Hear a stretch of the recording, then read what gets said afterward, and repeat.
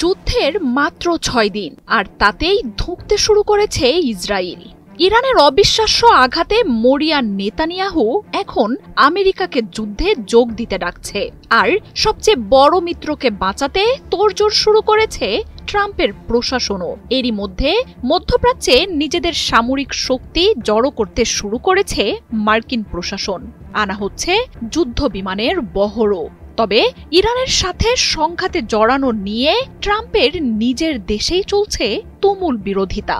ইরানের সাথে সরাসরি যুক্তরাষ্ট্র যোগ দিলে বসে থাকবে না ইরানের মিত্ররাও।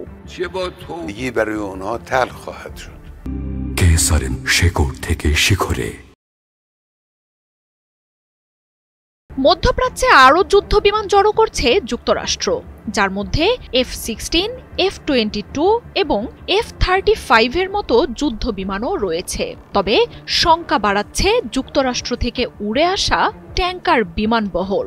বিবিসি বলছে, যুক্তরাষ্ট্রের বিভিন্ন ঘাঁটি থেকে ইউরোপের মার্কিন ঘাঁটিগুলোতে KC-135 সহ অন্তত 30টি ট্যাঙ্কার বিমান পাঠিয়েছে ট্রাম্পের প্রশাসন। মাঝ আকাশে যুদ্ধ বিমান ও বোমারু বিমানের জ্বালানি সরবরাহে এসব বিমান ব্যবহার করা হয়। এছাড়াও দক্ষিণ চীন সাগর থেকে সরিয়ে মার্কিন আরেক বিমানবাহী রণতরী USS নিমিৎজকে আনা হচ্ছে মধ্যপ্রাচ্যে।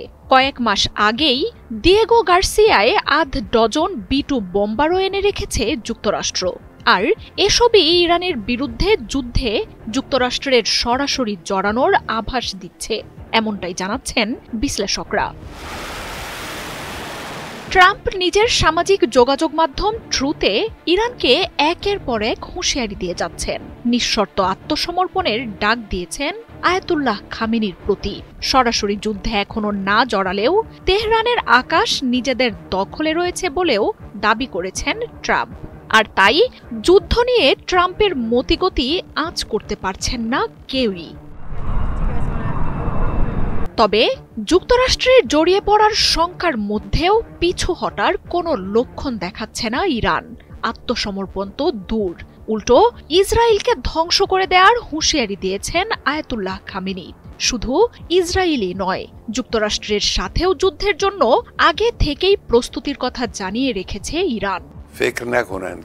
তবে বিশ্লেষকরা বলছেন, ট্রাম্প ইরানের বিরুদ্ধে হামলা করলে মধ্যপ্রাচ্য জড়াবে সর্বাত্মক সংঘাতে। ইরানে হামলা হলে মধ্যপ্রাচ্যে থাকা মার্কিন ঘাঁটিগুলোতে আক্রমণের বৈধতা পাবে ইরান। আর কাতার, বাহরাইন, জর্ডানের মতো হাতের নাগালে থাকা মার্কিন সামরিক স্থাপনাগুলোতে স্বল্প পাল্লার হাজার হাজার মিসাইল ছুঁড়তে পারবে IRGC। যুদ্ধবিমানে পিছিয়ে থাকলেও মধ্যপ্রাচ্যের সবচেয়ে বেশি মিসাইল থাকা ইরান নিশানা করবে 40,000 মার্কিন সেনাকেই। বসে থাকবে না প্রতিরোধ দলগুলোও। ইরানের সাথে সরাসরি যুদ্ধে জড়ানো নিয়ে তুমুল বিরোধিতা চলছে যুক্তরাষ্ট্রেও। এক পক্ষ ইসরায়েলের পাশে দাঁড়ানোর কথা জানালেও যুদ্ধ নিয়ে ট্রাম্পকে তুলোধুনো করছে বিরোধীরা। বেশিরভাগ মার্কিনীও এই যুদ্ধের বিরুদ্ধে। যুক্তরাষ্ট্রকে যুদ্ধ থেকে বের করে আনার ঘোষণা দিয়ে ক্ষমতায় আসা ট্রাম্প ইরানের সাথে সংঘাতে জড়ানোর বেপরোয়া সিদ্ধান্ত নিলে নিজের আসনই হারাতে পারেন যে কোনো সময়। মার্জিয়া উপমা, ৭১।